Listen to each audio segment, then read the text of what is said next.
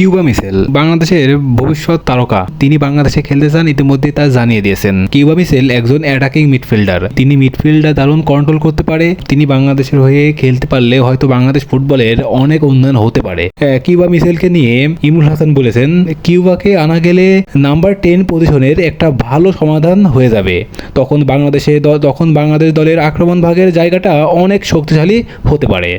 এখন হামজার পাশাপাশি সমিত সোম, কিউবা মিশেল, তারপরে অ্যাটাকিংয়ে ফাহামাদুল, এরা যদি সবাই থাকে তাহলে আসলে বাংলাদেশ দল মানে এইরকম বাংলাদেশ আমরা কখনো কি মানে আশা করেছি? হ্যাঁ, আশা হয়তো করেছি, কিন্তু কখনো ভেবেছি যে বাংলাদেশে বাইরের থেকে এতগুলো খেলোয়াড় মানে একসাথে চলে আসছে। কিউবা মিশেল, সমিত সোম, ফাহামাদুল, ওদিকে হামজা চৌধুরী সবচেয়ে সেরা খেলোয়াড়, সে তো মানে আছেই। তাই এই 4 জন ফুটবলার যদি একসাথে খেলে, ফাহামাদুল স্ট্রাইকারে থাকবে, সমিত সোম রাইট মিডফিল্ড থাকবে, তারপরে হলো হামজা চৌধুরী মিডফিল্ডও সামলাতে পারবে, ডিফেন্সিভ মিডফিল্ডও সামলাতে পারবে, আর কিউবা মিশেল মিডফিল্ড সামলাবে। মানে অ্যাটাকিংয়ে তিনি পুরো মানে বাংলাদেশকে অ্যাটাক করার যে গোল করার জন্য মানে তার পুরো ফোকাসটা থাকবে।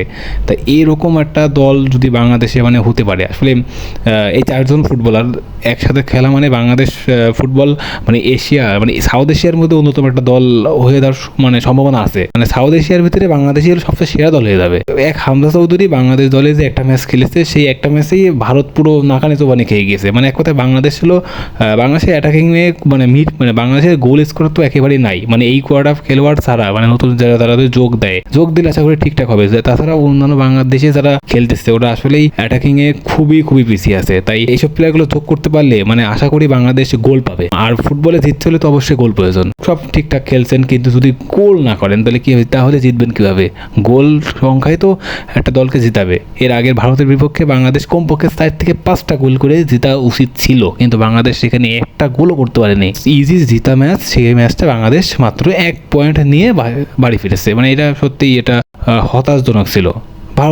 ভারতীয় গণমাধ্যমও তারা বলছিল যে তারা যে বাংলাদেশের কাছ থেকে 1 পয়েন্ট পেয়েছে এটাই তারা মানে খুশি, মানে বিশাল, কারণ একটা পয়েন্ট তারা আশা করছিল না যেভাবে খেলা হচ্ছিল। আসলে ফাহামাদুল যদি থাকে, সমিত সোম, তারপরে কিউবা মিশেল, হামজা চৌধুরী, দুর্দান্ত একটি দল হবে।